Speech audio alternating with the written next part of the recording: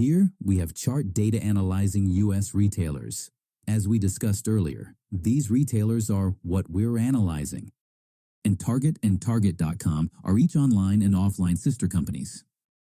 Now let's look at the axes that make up this chart.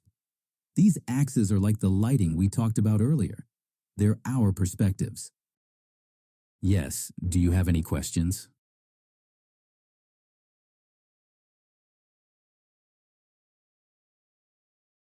Good question. At the time of data collection, Walmart's data was not collected.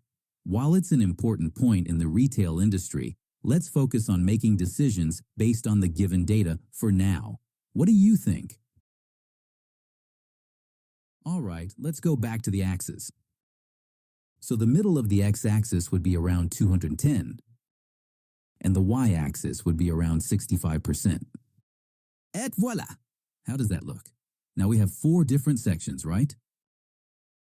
That's because I'm more interested in how well you can think rather than how much background knowledge you have. Ready? Now let's try our first question. If you were a consumer, which retailer should we shop at? Take a moment to think about it.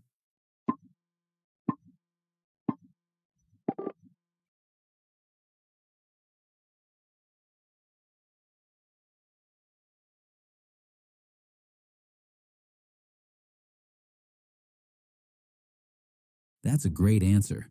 As we practiced in our discussion last week, it's good to have clear criteria. But did you set the criteria for your decision? Why did you do that?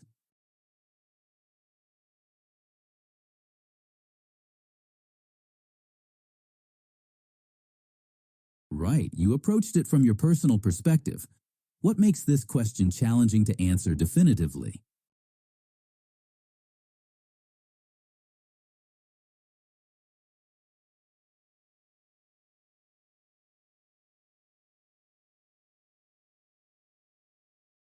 Exactly. In other words, the question itself was vague. Like this, even if we have lots of data, if we can't decide which perspective to use, or if we can't find data that represents that perspective, it becomes difficult to make data-driven decisions.